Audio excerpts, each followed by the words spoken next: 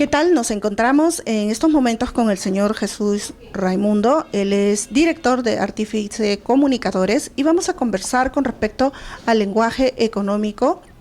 ¿Qué tal, Jesús? Muchas gracias por darnos unos minutos para poder ampliar la investigación que estoy realizando. Encantado, Jacqueline, de poder compartir algunas experiencias, conocimientos, casos para tu investigación. Bien, Jesús. Mira, quiero que nos digas qué tan importante es velar por el rigor, la precisión y la corrección en los medios de comunicación. Es muy importante en el sentido en que los medios de comunicación y la información que se transmite a través de los medios de comunicación cumplen una labor de reafirmar la escritura, el idioma, el discurso periodístico, las cualidades que tiene un hecho noticioso y la información que trasladamos. Darío Villanueva,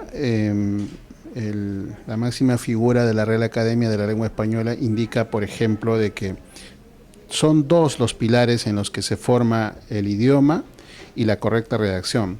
Uno, la etapa en la que nosotros tenemos en la escuela, en la universidad, que ya terminó. Y segundo, la población, la gran población, se nutre de lo que estamos comunicando en los medios de comunicación. Entonces, los periodistas o los responsables de los contenidos de los medios de comunicación estamos cumpliendo también una labor de pedagogía, de maestros, de enseñanza, y aunque algunos no quieren reconocer y piensan que solo informamos, en realidad estamos utilizando el idioma y muchos se están guiando de la forma como estamos redactando.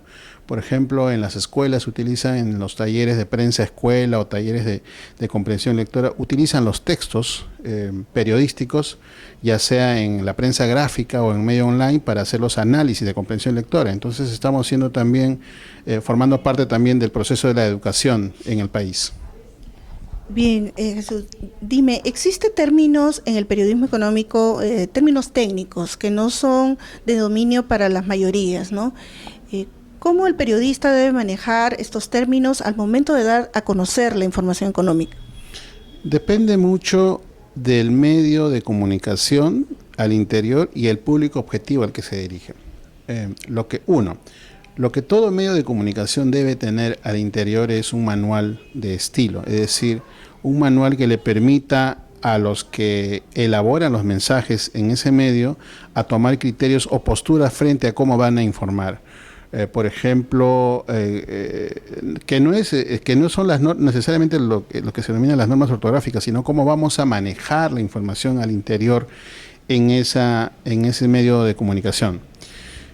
Segundo, si yo soy si formo parte de un equipo de un medio especializado como economía, debo conocer muy bien a qué público me dirijo. Me estoy dirigiendo al público especializado que domina, que le son familiares estos términos, al público de economistas, empresarios, ejecutivos, que en su vida cotidiana, en su habla cotidiana, en su comunicación cotidiana manejan estos términos.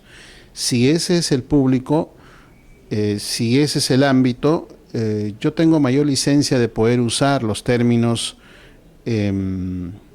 propios del mundo económico, de la economía, de las finanzas, de las empresas, y ponerlas tal cual, porque ya no va a ser necesario que yo tenga que explicar qué significa determinado término. Me acuerdo hace ya varios años, cuando se empezaba a usar, por ejemplo, el término outsourcing, ¿no? Nosotros luego al principio lo usábamos y no teníamos qué significaba, ¿no? O sea, en una sola palabra. Ahora empieza a aparecer el tercerizar, ¿no? Claro, cuando usabas en el ámbito en un medio especializado, el outsourcing lo iban a entender todos los que estaban manejando el tema, pero si te dirigías a un público masivo necesitabas explicar de qué se trataba.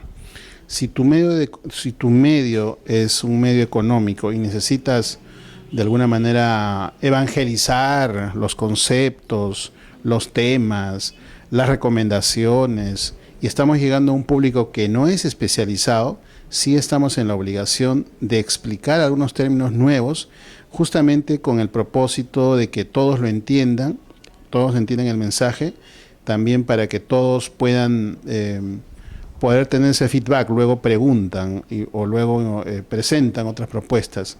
Entonces, en ese caso, las explicaciones se van dando entre incisos, entre comas, en los casos, en los términos nuevos, o usamos los términos que ya existen en el español. Aquí hay un elemento muy importante. La lengua española que la usamos nosotros recibe siempre préstamos lingüísticos, ya sea del inglés, ya sea del francés y de otros idiomas, del quechua incluso. Y muchos de estos términos al principio son extraños. Entonces, cuando son extraños, las presentamos como tal. O sea, tenemos que señalar de que no nos pertenece, son préstamos lingüísticos. Y se señalan con las cursivas, ¿no?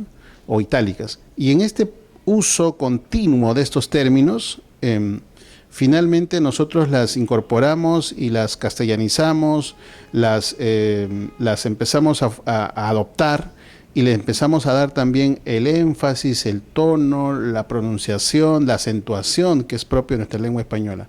En esa etapa ya es un nuevo integrante de nuestra comunidad y ya no necesitamos ponerla en cursiva, sino la incorporamos como tal y empiezan a aparecer. Ese es es un circuito permanente, constante en nuestro idioma y claro, en el mundo de la economía, del periodismo económico, también está presente.